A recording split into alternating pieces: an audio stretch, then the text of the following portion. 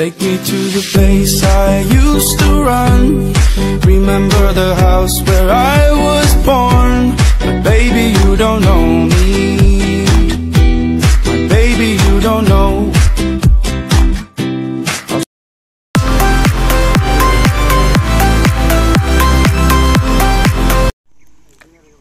Good evening mga ka-farm lahat. Ayan, so tripping po tayo dun sa property na 1.5 hectare ano. So yun, ang taas po ng service ng buyer natin, tamang-tama lang sa rough road. Ayan, so sila po ay from Cavite.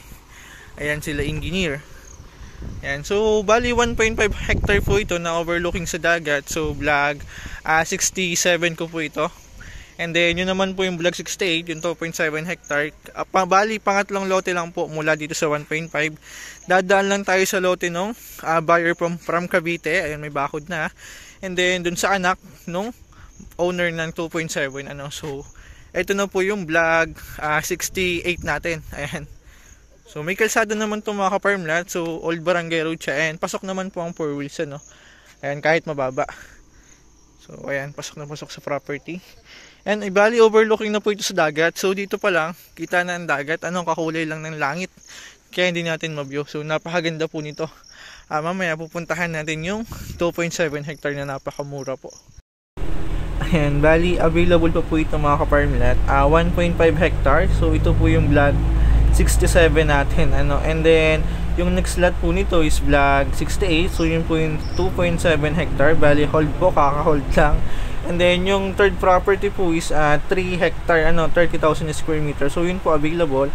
And yun po yung sunod natin na pupuntahan. Ayan, so dito mga ka-farm lot, ayan, dito maganda mag-rest house kasi dito tanaw mo na yung dagat. Ayan. So kakulay lang ng langit talaga. Ang dagat po dito ay kulay puti ano. Kung kulay blue, kitang-kita po yan. Ayan. So ayan, overlooking sa dagat. So napakaganda po ito mga ka-farm lot. Ayan. So next naman nating i-viewing 3 hectare farm lot. So bali isisingit lang din natin yung 2.7. Papakita ko rin po sa inyo na napakamura po nito. And then yun, so next na pupuntahan po natin is yung 3 hectare farm lot. Ayun mga ka-farm lot, bali ipasilip ko rin po sa inyo yung 2.7 hectare vlog 68 natin. Ano, nakaka-hold lang din po. Buyer natin is from US. Ayan. So kahit di pa nakikita, pina-hold na po niya. Ayan, so nagpadala na po sa atin ng 5,000 ano para sa budget expenses po natin para pag due diligence ng property. At napakabait po ng buyer natin kasi nangako po siya na magbibigay siya ng 500 square meter ano sa amin dalawa ni Sir Jeff, balitig 500 square meter. Ayan, so nakakatuwa mga ka-farm lot. Dahil dream din po namin to yung gantong property, kaya lang nakakapanghinayang din kasi nagkataon na wala tayong budget pa. Ayan, so napakamura po ito at napakaganda ng property. So yun, nag-promise po si buyer natin na magbibigay po siya ng 500 square meter. Ayan, so nakakatuwa kasi yun, bali 3 bahay na po ang pwede mong ilagay doon ano. So ayan, nakakatuwa kasi pwede po kayo magtayo dito ng rest house. Ayan, napakaganda po nito, overlooking sa dagat.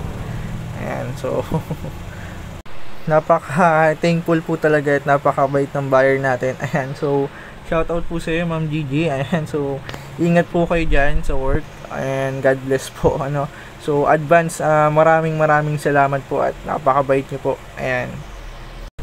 And next po nating i-viewing yung 3 hectare farm lot. So 30,000 square meter po ito na napakamura lang din mga ka-farm lot. Almost 50 pesos lang po per square meter. And overlooking po ito sa dagat. Ayan, so silipin po natin. Bali, ito po yung barangay road mga ka-farm lot. So sa ngayon, rough road pa siya.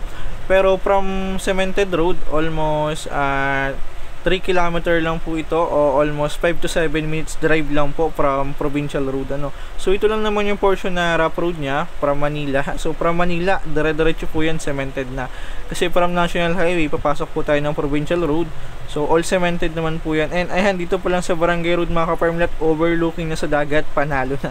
Ano, so ito pong left side, itong left side ko mga ka-farm lot na may bakod na. So nabili din po ito ng buyer. Ano, alam ko from Manila din mga ka-farm lot.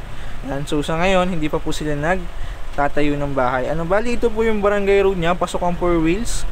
Ayan, so malapad naman po ito. Pasok ang 4 wheels mga ka-farmlet, medyo madamo lang kasi hindi masyadong nagagamit ano. And ang good news din mga ka-farmlet, may pondo na po ang barangay, and yun, alamin din natin sa kapitan, and nabanggit po sa akin ng kasamahan ko na tuloy daw po yung development, inuuna lang yung kabilang barangay ano papalabas sa provincial road yung development ng daan.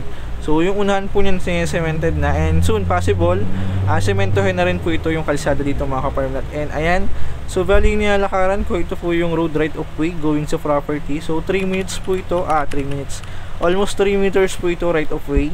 And kung mapapansin niyo po, pantay naman po yung nilalakaran natin ano. So yung right of way niya, and pasok naman po ang 4 wheels sa property.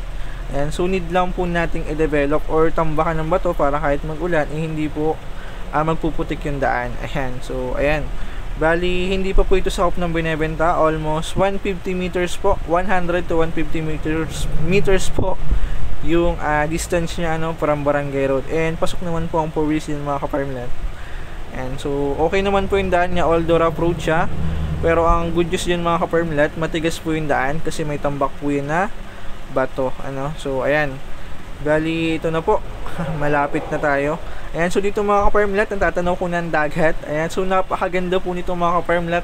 Bali 3 property po yung available, isang 1.5 hectare available po yun, 1.5 m then along the road, and then 2.7 hectare, so ka-hold lang po niyan, overlooking din. And ito po 3 hectare farmlet mga ka-farmlet. Ayan, so napakaganda po nito. Ayan, so ito po yung sinasabi ko, hindi lang pang hype, kasi kahit mapapansin nyo sa video, kung ano yung nakita nyo sa video mga ka-farmlet, mas maganda po yun sa personal.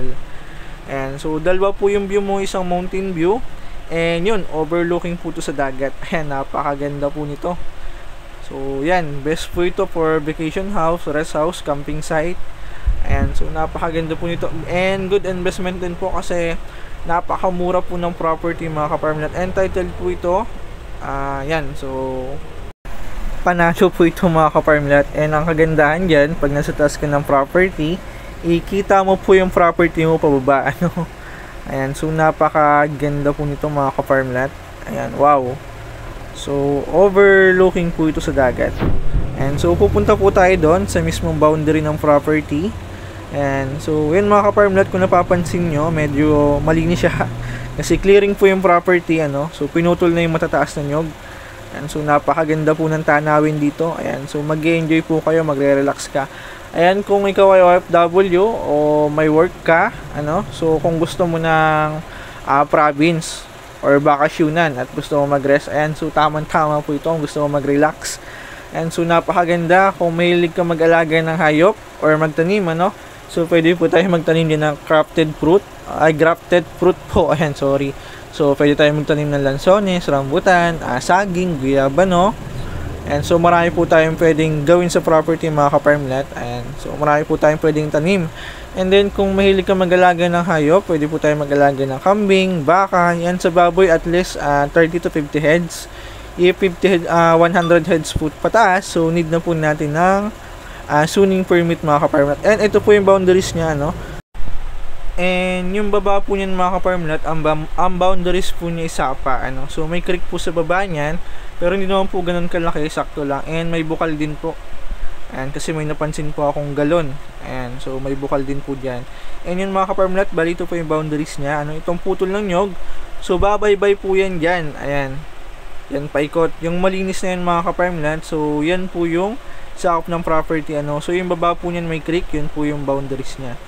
Yan, so mula dito sa tinatayuan ko abot dun. Yun, so may malago na yun, yung may matinik na yan. So limot lang po ako ang tawag. And so yan, tinuturo ko mga ka-farmlet. So yan po yung boundaries niya. And babaybay po yan dyan sa malinis na yan ano. So yung nakikita mong malinis na yan mga ka-farmlet, so yan po yung sakop ng property natin ano. Yan, so malawak po ito. 3 hectare farmland, so 30,000 square meter. Ayan, so yan po yung pagitan niya ano. So yan po yung boundaries mula sa tinatayuan ko, and then abot dun sa malago na yon. Ayan, so yung matinik na yun mga ka-farmlet. At mula dito sa tinatayuan ko, so abot dun pa mga ka-farmlet ano. Ayan, so sa ngayon turo-turo lang po muna tayo ano, kasi need pa po nating i-relocate para makita natin yung old mohon niya ano. So sa ngayon turo-turo lang muna. And so ayun mga ka-farmlet, pwede rin nating option before payment.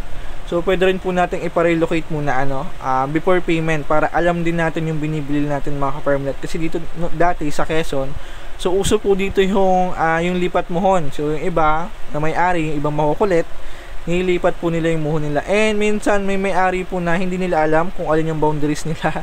Kaya much better po ipasukat ulit ng bago. Yan. So dito mga ka-farmlet, ayan, gusto tinatayuan ko, pwede tayo magtayo ng rest house. Kasi dito pa lang, ayan, panalo ng mga ka-farmlet, overlooking sa dagat. At napakaganda po ng place na to. Ayan, panalo po ito mga ka-farmlet. Ayan, kung FW ka, naghahanap ka ng property, bakasyonan, yon. So kung gusto mo ng province sa province mga ka-farmlet, ayan, napakaganda po nito.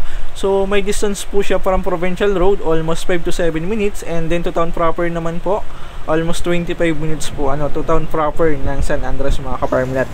And mga ka-farmlet, at abot dito na lang ang video natin. And kung interested ka, so i-message nyo lang po sa Viber, WhatsApp, and so sasagot naman po tayo mga ka-farmlet. And yun po, maraming gusto po magpasalamat mga ka-farmlet kasi naka almost 3,000 subscriber na po tayo. So yan, maraming salamat po. And yun, akala nung iba may kita tayo sa YouTube, although may income siya pero hindi po ganun kalaki. Unlike dun sa ibang vlogger na nagmi-million views, so yun po yung malaki ang kita. So tayo naman maliit lang naman po ang views kung property. Ayan, so kulang pa po yung kita natin sa YouTube sa pang merienda pa lang. Kaya yun, pero thankful po ako kasi naka 3,000 subscriber na tayo. Ayan, sa mga solid viewers po natin dyan. Ayan, so abang-abang lang po kayo sa mga upload natin at baka nasa next upload ko na po yung dream property nyo. So yun mga ka-farmlet, thank you po and dagsang biyaya po sa ating lahat.